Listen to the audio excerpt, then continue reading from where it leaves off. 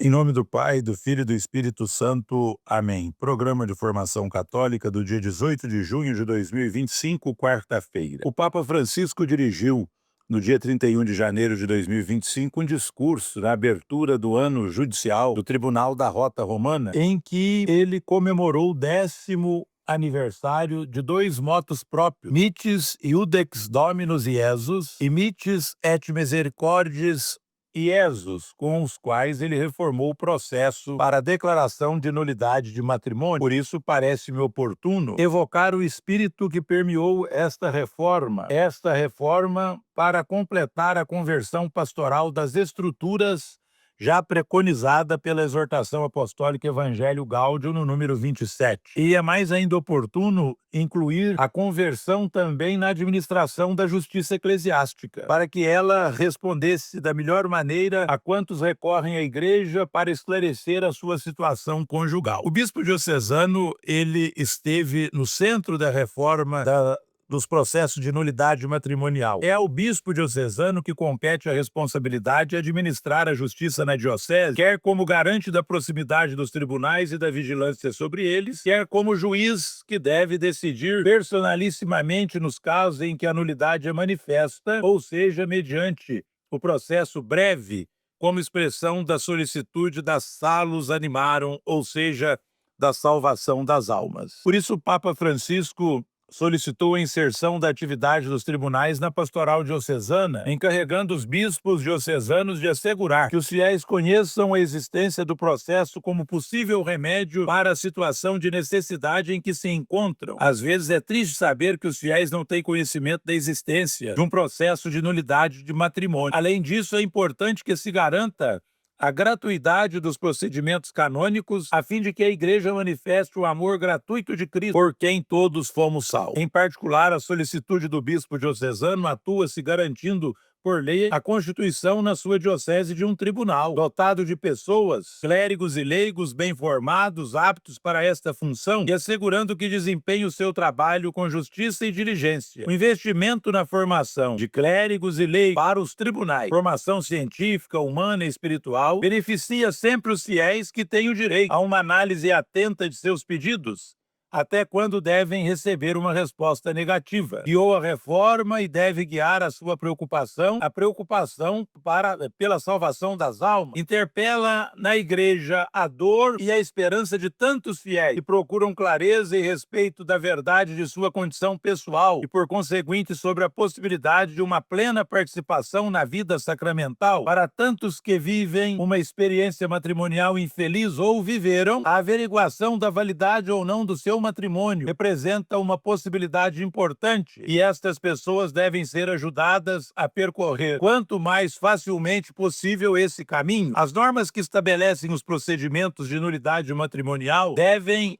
garantir alguns direitos e princípios fundamentais, principalmente o direito amplo à defesa e à presunção da validade do matrimônio. O objetivo do processo não é complicar inutilmente a vida dos fiéis e nem muito menos exacerbar a sua litigiosidade, mas unicamente prestar um serviço à verdade. Vem-me à mente o que disse São Paulo VI, depois de ter encerrado a reforma efetuada mediante o motu próprio causas matrimoniais. Ele observava que as simplificações introduzidas na abordagem das causas matrimoniais visam tornar este exercício mais fácil e, portanto, mais pastoral, sem prejuízo dos critérios de verdade e de justiça aos quais um processo deve honestamente aderir, na confiança de que a responsabilidade e a sabedoria dos pastores estão religiosa e mais diretamente comprometida. Também a recente reforma do Papa Francisco quis favorecer não a nulidade dos matrimônios, mas a celeridade dos processos, no fundo, uma justa simplificação para que, por causa da demora na definição da causa do juízo, o coração dos fiéis que aguardam o esclarecimento de seu estado não sejam longamente oprimidos pelas trevas da dúvida. A Igreja confia a tarefa de grande responsabilidade àqueles que trabalham nos tribunais eclesiásticos, um lugar de grande beleza, ajudar a purificar e a restabelecer as relações interpessoais. No contexto do ano jubilar da esperança, em que nos encontramos, enche o trabalho de quem trabalha no tribunal ou opera o direito canônico de esperança, da esperança que não desilude. Por isso, peregrinos na esperança, A graça de uma jubilosa conversão nos anime e a luz para acompanhar os fiéis rumo a Cristo, Jesus manso e misericordioso, seja o mote dos tribunais da Igreja. Amém. Ave Maria, cheia de graça, o Senhor é convosco. Bendita sois vós entre as mulheres, bendito é o fruto do vosso ventre, Jesus. Santa Maria, Mãe de Deus, rogai por nós, pecadores, agora e na hora de nossa morte. Amém. O Senhor esteja convosco, Ele está no meio de nós, e a bênção de Deus Todo-Poderoso, Pai, Filho e Espírito Santo, desça sobre vós e permaneça para sempre. Amém. Ide em paz e glorificai o Senhor com a vossa vida. Graças a Deus.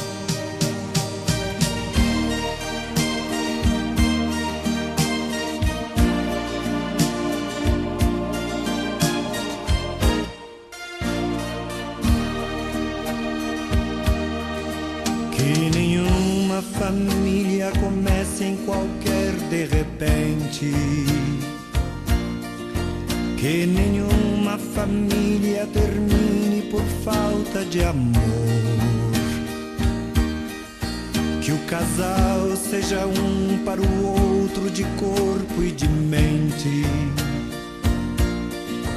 E que nada no mundo separe um casal sonhador.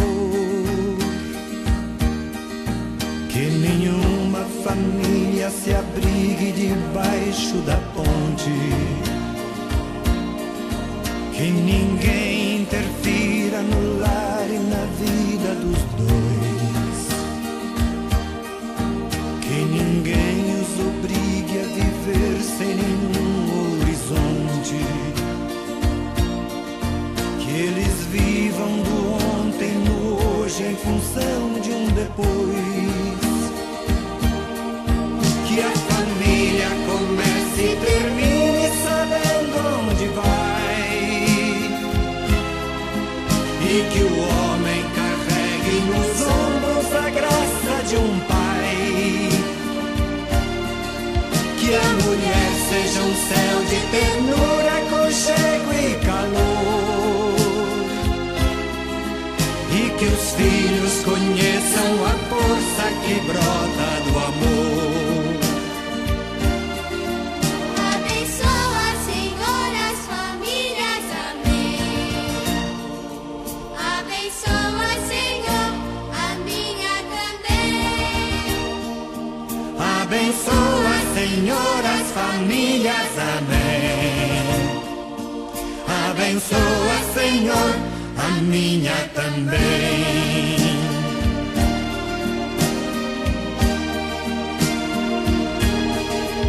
Que marido e mulher tenham força de amar sem medida.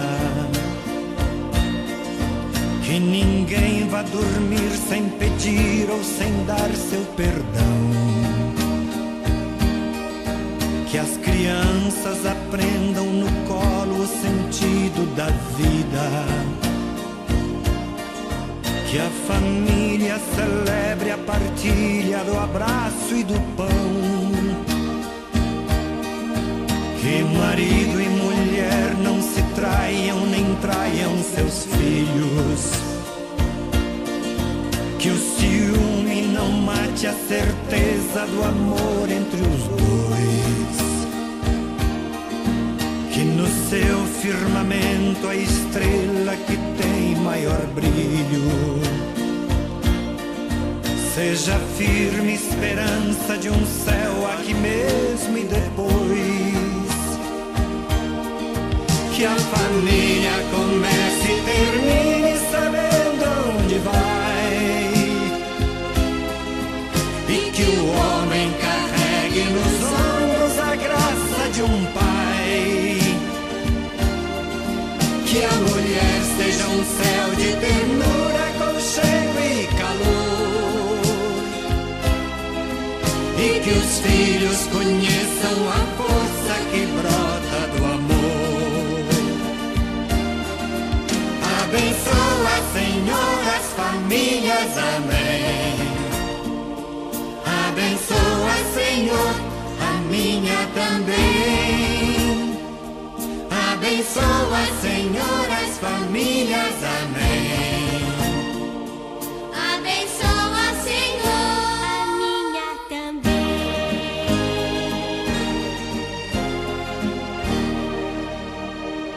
Abençoa, Senhor.